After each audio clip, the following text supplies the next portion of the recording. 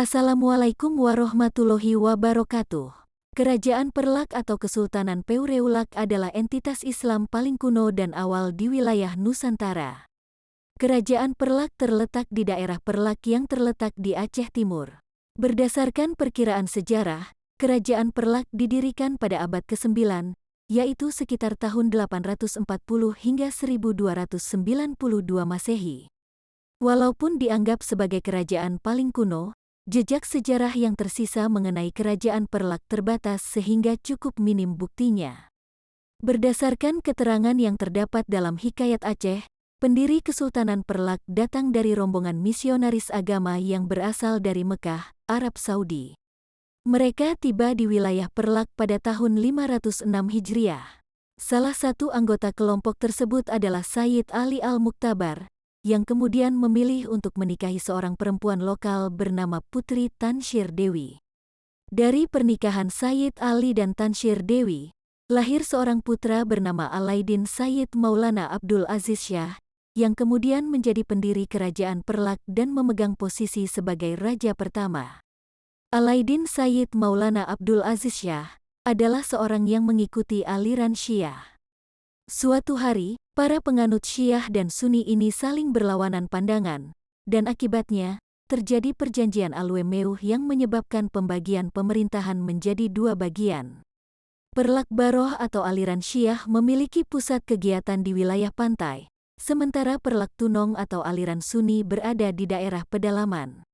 Suatu waktu, Perlak Baroh mengalami penghancuran oleh Kerajaan Sriwijaya, namun, pada akhirnya Kesultanan berhasil menyatukan kembali kedua aliran tersebut. Dalam Ensiklopedia Kerajaan Islam di Indonesia, salah satu faktor utama yang menyebabkan puncak kejayaan Kerajaan Perlak adalah kesuksesan mereka dalam sektor perdagangan. Kerajaan Perlak dikenal sebagai produsen kayu berkualitas tertinggi. Jenis-jenis kayu unggulan yang berasal dari wilayah Perlak sering digunakan sebagai bahan utama dalam proses pembuatan kapal. Pada abad ke-8, Perlak mengalami pertumbuhan yang cepat dan menjadi pusat perdagangan maritim yang banyak disinggahi oleh kapal-kapal besar yang berasal dari wilayah Arab dan Persia. Tidak hanya dalam aspek perdagangan, agama Islam juga tumbuh dan berkembang di Perlak, menjadikannya sebagai pusat penyebaran bagi umat Muslim. Banyak penduduk Perlak yang terlibat dalam pernikahan lintas budaya dengan para pedagang Muslim. Keruntuhan Kerajaan Perlak terjadi ketika dikuasai oleh Sultan Mahmud Alaidin Malik Muhammad Amin Shah II Johan, yang menerapkan kebijakan diplomasi persahabatan sebagai pilihan politiknya.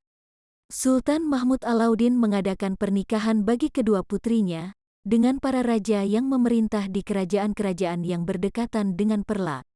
Pernikahan Putri Ratna Kemala terjadi dengan Raja Malaka, yang juga dikenal sebagai Parameswara, sementara Putri Ganggang dijodohkan dengan Raja Al-Malik Al-Saleh dari Pasai.